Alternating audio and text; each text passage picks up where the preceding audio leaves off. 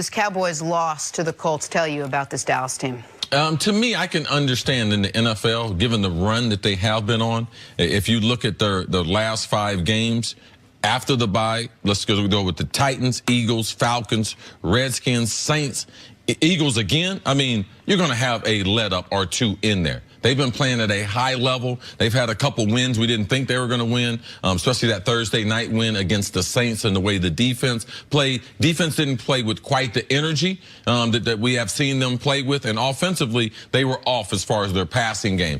Watch Cole Beasley, too. If you've seen, he's been a little bit nicked up, hadn't been quite impacting that third down receiver. They could have used him in this game, and as they move forward, if they clamp down on Amari Cooper, who are the weapons that the Cowboys are going to go to? So I'm not surprised that they had an emotional little bit of a letdown, because if you look at where they have been and what they have accomplished, winning 5 of 6, you say, okay, they got this 6-game window. They win 5 of those 6. I wouldn't be upset about that. It's just a matter they won 5 in a row and they lost that last one. I'm not going to overemphasize that loss and all the good work that they've done the last month and a half. We said Friday that I thought this was the absolute perfect spot for a letdown game. Dallas had played not just won 5 straight, but the last 3 were all at home. We're all on national TV. We're all must-wins. Divisional opponent Washington on Thanksgiving. Then Thursday night football against the best team in the league, the Saints. And then a game to essentially win your division at home against Philly. Now you're on the road. It's a 1 p.m. start. The other team has to have it to stay alive. The Cowboys not really playing for much. They can't get a bye. They have the division all but wrapped up. So I anticipated a Colts victory. I didn't anticipate the offense getting shut out. And what I kind of anticipated, but what the Cowboys fans have to be most disappointed about, is there's no momentum built in the passing game from that 4th quarter in overtime against Philly. Same old passing game. Dak struggles to get more than 220 yards, makes some mistakes, has multiple times in the game where you're like, oh, there's a guy open, and he can't hit him. And if Zeke doesn't have a monster game and or the defense doesn't give you short fields or forced turnovers, they don't have a path to score 20 points. Now, in this game, they scored 0, but that part was not surprising to me. It's just disappointing for your Cowboys. Yeah, I don't know if I can agree with you as far as their passing game not having momentum, because it's not about one game. It's more than over a month period of time, and they've changed up how they're doing things. Amari Cooper, not big in this game, but the way defenses are defending Dallas, that part has changed because of they've been effective in the passing game, and the last 2 weeks, they're getting their tight ends involved in the game. So I saw some positive things from this game. Their tight ends are more involved in the last 2 weeks. If they can continue that, Amari Cooper will show up in these next 2 weeks, in these next 2 games. So I just believe they're a better football team than they have been. It didn't show in yesterday's game. Who's next up for the Cowboys? They're against the Bucs on Fox, so that should be a get-right game for them. Okay. All right, let's move on to the Eagles-Rams Sunday Night Football. Nick Foles in for the injured Carson Wentz, just like last year. A little more than 11 minutes left in the 3rd quarter. We're tied at 13. Nick Foles hits Alshon Jeffrey. Where's Alshon Jeffrey been? 50-yard gain to put the Eagles on the 9-yard line. Next play, this is Wendell Smallwood getting into the end zone. One of his 2 touchdowns on the day. Eagles take the 7-point lead. Rams would keep fighting. Fast forward, last play of the game, Eagles blitz. Jared Goff gets the pass off, but too high. Time runs out. That's the game. Rams lose to Nick Foles and the Eagles. Yeah, Doug Peterson. 30-23, your final. Somehow, some way, this Eagles team, their playoff hopes still alive. Here's Nick Foles after the game. You hate for your teammate to get hurt. I've said it before, you know, I feel really bad for Carson. I mean, we're tight in that QB room. But then when you don't really know what's going to happen. You start taking reps. It's been a while. You go through the human emotions. I don't care what you've done in the past or what I've done in the past. It doesn't matter when you step on that field. It's a new day. So it was really just dealing with the emotions, prepping as hard as I could, and then realizing I'm not alone. I have great teammates out there. All I have to do is spread the ball around, lean on them, stay in the moment, and we were able to do that tonight. It's a huge win for us. All right, Cece, let's break down how they did it, how this Eagles team was able to go upset the Rams.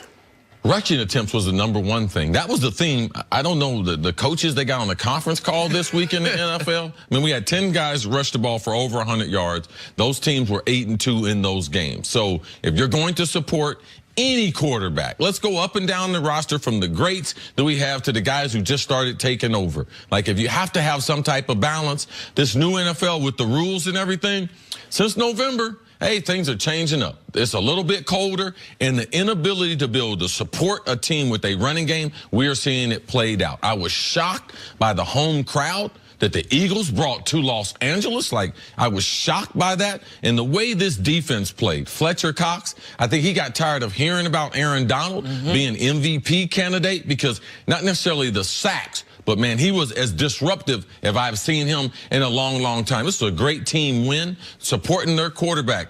I thought Nick Foles played a decent game, but what he got around him, those other players supporting him, I thought was more of the story than his overall productivity. Your point on Philly, Philly wasn't incredibly successful running the ball, but they were dedicated to it. They ran it 30 times. They only got 111 yards on those 30 times, but what it allowed for was play action, allowed for some of those deep shots. Now, Nick Foles had some luck to him. That the stat line says Alshon Jeffrey had 8 catches on 8 targets. He really had 8 catches on 7 targets, because that one long pass I don't think was to him. He just went up and got it. It was an underthrown ball. But the other thing is, you mentioned Fletcher Cox. Fletcher Cox and Michael Bennett were at Jared Goff's feet the entire game. And I think that led to the Eagles secondary playing its best game of the year, because the Rams passing attack was never in sync, because Jared Goff was never in sync. And so what you have with Philly is, it looked like the team of last year for a moment. And it's not because Foles was out there and not Wentz, but you are taking deep shots downfield. It's not just Zach Ertz is your entire offense.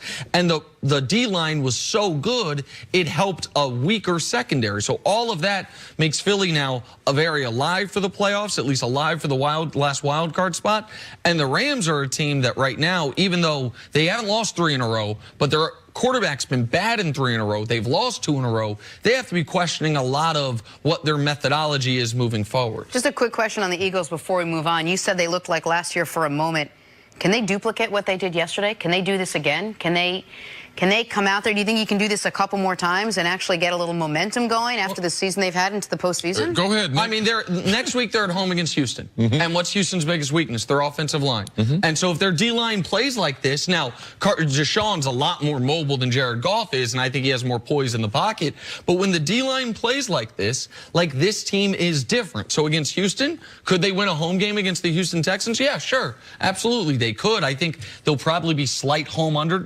They might be a slight home favorite on this coming Sunday. There's a couple things they don't have that they did have last year, all right? That is, last year they had 12 wins, all right? So the team had far more confidence in every area. So they have all those more victories of guys saying, oh, we can win this way. Oh, we can win this way. Oh, we can win this way. They don't have that. And last year, man, they had the mojo on their side. All right, horseshoe. I mean, they had whatever. They had the whole horse. All right, not a horseshoe. They had the all four legs and everything. So no, I don't think so. Let's just see how next week plays out, and if they are able to get in. Any team that gets in this year's tournament is dangerous, because to me, the bottom is closer than the top in any year that I have seen in recent NFL history. And then quickly before we move on, Rams, a little disappointing, especially with what Goff did this year. It's been a weird thing to say, because I've watched every game Jared Goff's played the last 2 years, and his numbers up until a couple weeks ago had been outstanding. But of all the young quarterbacks, he's the one that I've said has been the least impressive, the one that I thought was the most skittish, the one that I didn't trust his deep ball the most. Yet they were scoring 35 a game, and he was having... We're seeing the last few weeks that this Rams offense is solvable. They missed Cooper Kupp. The last week, Todd Gurley had 8 first-half touches. I don't know if he's dinged or what the issue is. This week, what did he have? 12 carries in the game. That when Gurley's not dominant, if they're not keeping Goff clean, he gonna turn the ball over. He had, what was it, 7 picks in his first 12 games. Yep. He has 6 picks in the last 2. That's concerning. 2 things I'm concerned about. I'm concerned about the lack of home field advantage, even if they get the number 2. Fans going to Los Angeles and them not having that home field that you need in the playoffs. And I'm concerned about them not scoring.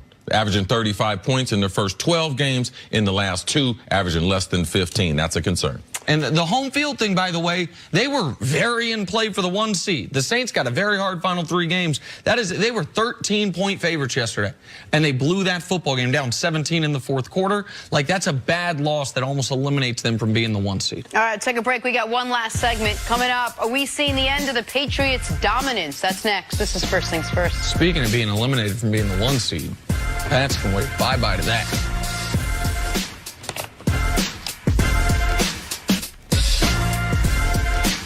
Did you see the new Predator?